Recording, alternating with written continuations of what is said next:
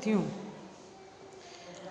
जैसे कि आप सभी जानते हैं, हमारे देश में एक समस्या तेजी से उत्पन्न हो रही है और वो समस्या है प्रदूषण की। आज हम 5th स्टैंडर्ड में पाठ 9 में एक इसी समस्या पर विचार विमर्श करेंगे कि प्रदूषण। इस पाठ में आपको बताया गया है कि प्रदूषण जैसी एक गंभीर समस्या है जिससे मानव बहुत ज़्यादा प्रभावित हो रहा है, और यदि हमने प्रदूषण पर रोक नहीं लगाई तो इसके बहुत भयानक परिणाम हमें भुगतने पड़ेंगे, जिसका कोई भी आने वाले समय में कोई भी इसका सॉल्यूशन प्राप्त नहीं होगा। चलिए, कहते हैं कि सबसे पहले सृष्टि की रचना में जब भगवान ने सृष्टि बनाई थी तो सबसे पहले जो है वो प्रकृति ने अपनी छटा बिखेरी, प्रकृति भी साथ साथ बनाई थी। मानव सभ्यता के साथ साथ प्रकृति में बहुत से परिवर्तन हो गए। हम अपने भौतिक सुख सुविधाओं के लिए मनुष्यों ने प्राकृतिक साधनों का उपयोग करना शुरू कर दिया, और जिसके कारण उपयोग के साथ साथ उसका दोहन, क्योंकि अगर हमारी आवश्यकताओं को पूर्ति नहीं होगी तो हम क्या करेंगे, उसको एक्सेस में यूज़ करेंगे, तो उसका दोहन करना शुरू कर दिया, जिससे के कारण प्रकृति का संतुलन बिगड़ता गया। संभवतः सृष्टि ने आदिकाल से मानव रोग रही था। जैसे जैसे प्रकृति का संतुलन बिगड़ता गया वैसे वैसे रोगों की संख्या भी बढ़ती गई। आज विज्ञान अपनी उन्नति की चरम सीमा पर है। विज्ञान ने तो बहुत उन्नति कर दी, लेकिन प्रकृति के साथ वो खिलवाड़ करता ही चला गया, जिसके कारण आज हमारे देश में ना तो शुद्ध हवा है और ना ही पानी है। समय के साथ साथ जनसंख्या भी तीव्र गति से बढ़ती गई। 1947 में जब भारत स्वतंत्र हुआ उस समय हमारे देश की जनसंख्या 32 करोड़ के लगभग थी, जो आज 2020 में 100 करोड़ हो गई है। इस बढ़ती हुई जनसंख्या के लिए हमें क्या करना है? अन्न, वस्त्र, आवास की आवश्यकता होती है, जिसके कारण औद्योगिकरण बढ़ जाता है, विशाल कल कारखाने स्थापित करने पड़ते हैं और पेट्रोलियम पदार्थों से चलने वाले वाहनों की संख्या भी बढ़ रही है। इन सब की पूर्ति के लिए हमें क्या चाहिए बच्चों? क्या चाहिए? भूमि चाहिए। और भूमि पाने के लिए हम क्या करेंगे? अंधाधुंध वनों को काटेंगे, ठीक है। और काटने से क्या होगी? हरियाली कम होगी। अगर हरियाली कम होगी तो क्या होगा? जो प्रकृति जो वाहनों से निकलने वाला धुआं है वो कहाँ पे जाएगा? वातावरण को दिन प्रतिदिन क्या कर देगा? दूषित कर देगा।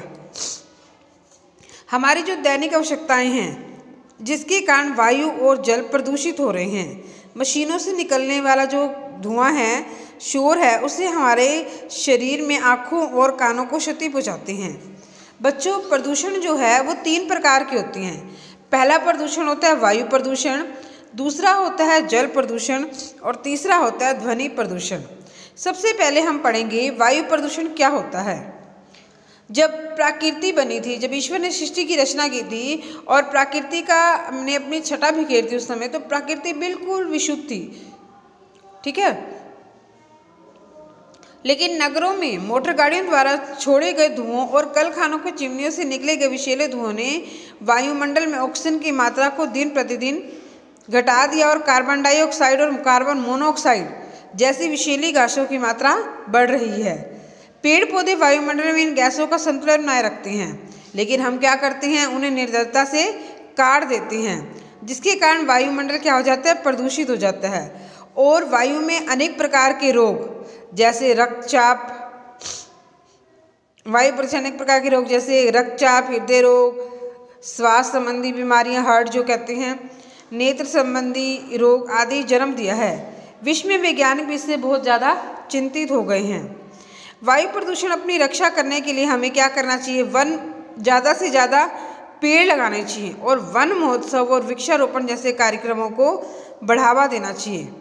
वृक्ष क्या करते हैं हमारे लिए? आप सभी जानते हैं बच्चों, आपने साइंस में भी पढ़ा होगा कि वृक्ष जो हैं कार्बन डाइऑक्साइड को ग्रहण करते हैं और ऑक्सीजन हमें सांस लेने के लिए प्रदान करते हैं, ठीक है। इसके लिए हमें क्या करना चाहिए? वृक्ष लगाने चाहिए। यदि आपके पास भूमि नहीं है तो आप गमलों में भी, छोटे छोटे गमलों में फूल लगा सकते हैं, ताकि आपके आसपास की वायु शुद्ध बनी रहे। इसके अतिरिक्त हमें क्या करना चाहिए? पॉलीथीन आप कभी टीवी में भी देखते हैं या हर जगह आपको स्कूल में बताया जाता है कि जो पॉलीथीन की थैलियां हैं उनका प्रयोग हमें नहीं करना चाहिए और जगह जगह गंदगी या थैलियों को नहीं फेंकना चाहिए, क्योंकि प्लास्टिक जो होता है वो कई वर्षों तक नष्ट नहीं होता और उससे क्या होता है कई वर्षों तक नष्ट नहीं होता और जिसके कारण अनेक विषैली गैसें उत्पन्न होती हैं जो वायुमंडल में मिलकर उसे दूषित कर देती हैं। अगला है हमारा क्वेश्चन जल प्रदूषण। ठीक है, प्रकृति ने हमें अनेक प्रकार का उपहार दिया है और वह है जल। जल के बिना तो हम जीवित भी नहीं रह सकते। नदियाँ, कुएं, तालाब, झरने आदि जल को प्राप्त करने के प्रमुख साधन हैं। आज स्थिति ऐसी है कि पीने का जल मिलना कठिन हो गया है। स्वार्थी मनुष्य ने प्राकृतिक जल को दूषित कर दिया है। कैसे कर दिया है? जो नदियों में नगरों की गंदगी और कल कारखानों को गंदा जल गिराया जा रहा है। कुएं होने के कारण उनमें पेड़ों के पत्ते और धूल मिट्टी मिलती है। नदियों और तालाबों में पशुओं को नहलाने और कपड़े धोने से जल प्रदूषित हो जाता है, जिसके कारण हम बीमार हो जाती हैं और पेट में अगर हम उसका सेवन कर लेंगे ऐसे जल का तो हमारे पेट में अनेक प्रकार के दूषित रोग उत्पन्न हो जाएंगे। आप सभी जानते हैं गंगा एक पवित्र नदी और शुद्ध मानी जाती थी, लेकिन आजकल मनुष्य ने क्या कर दिया, उसे भी प्रदूषित कर दिया। वो प्रदूषण के शिकार से नहीं बच पाई। हमें हमेशा स्वच्छ जल पीना चाहिए। जल को प्रदूषण से बचाने के लिए नगरों और कारखानों से निकलने वाले गंदे जल की निकासी के लिए उचित व्यवस्था कर हमें इसे नदियों में गिराने से बचाना होगा। जिन नदियों में पानी पीने के लिए प्रयोग लाया जाता है, अगर हम जिस नदी का पानी पीते हैं तो उसमें हमें कपड़े भी नहीं धोने चाहिए, पशुओं को नहलाना भी नहीं चाहिए। कुओं के जल को प्रदूषण से बचाने के लिए इन्हें ढकने की व्यवस्था करनी होगी। जल स्रोतों को प्रदूषण रहित रखने के लिए हमें सरकार के साथ सहयोग भी करना होगा। यानी गवर्नमेंट अगर कोई रूल बनाती है तो हमें उसका भी पालन करना पड़ेगा। अगला है ध्वनि प्रदूषण। निस्संदेह विज्ञान ने मनुष्य को ध्वनि प्रसारण यंत्र जैसे लाउडस्पीकर, टेप रिकॉर्ड आदि दिए हैं, जो उसके लिए लाभदायक सिद्ध हुए और मनोरंजन का साधन भी बने हैं। एक व्यक्ति के लिए जो संगीत है वही दूसरे व्यक्ति के लिए शोर हो सकता है। मनोरंजन कम तथा शोर अधिक है। प्राय मंदिरों, मस्जिदों व गुरुद्वारों में लाउडस्पीकर का प्रयोग भी ध्वनि प्रदूषण में सहायक है। वाहनों ने हॉर्न की बहुत कर्कश ध्वनि, वायुयानों की बढ़ती गति के कारण उसका भयंकर गर्जन, मोटर गाड़ियों का शोर, कल कारखानों का शोर मिलकर नदी दिन प्रतिदिन ध्वनि प्रदूषण को बढ़ाने में सहायक है।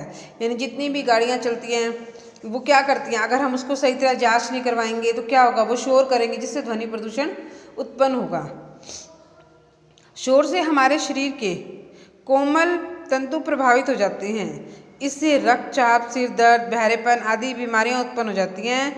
सरकार को इसे रोकने के लिए क्या करना चाहिए, कड़े से कदम उठाना चाहिए और हमें स्वयं भी, गवर्नमेंट तो जो सरकार जो करती है, बल्कि हमें स्वयं भी इसको रोकने में सहायता प्रदान करनी चाहिए।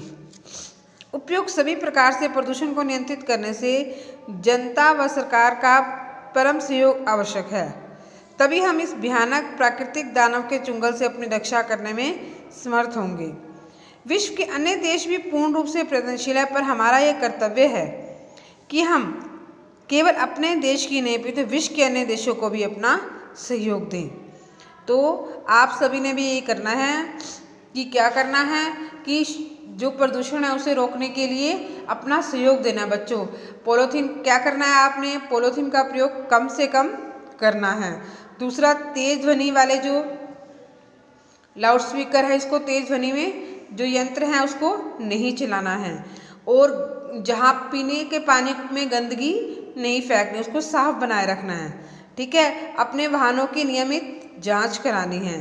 इसके अतिरिक्त ज़्यादा से ज़्यादा आपको क्या करने हैं, पेड़ लगाने हैं, वृक्षारोपण कार्यक्रम अपनाना है, तभी जो है आप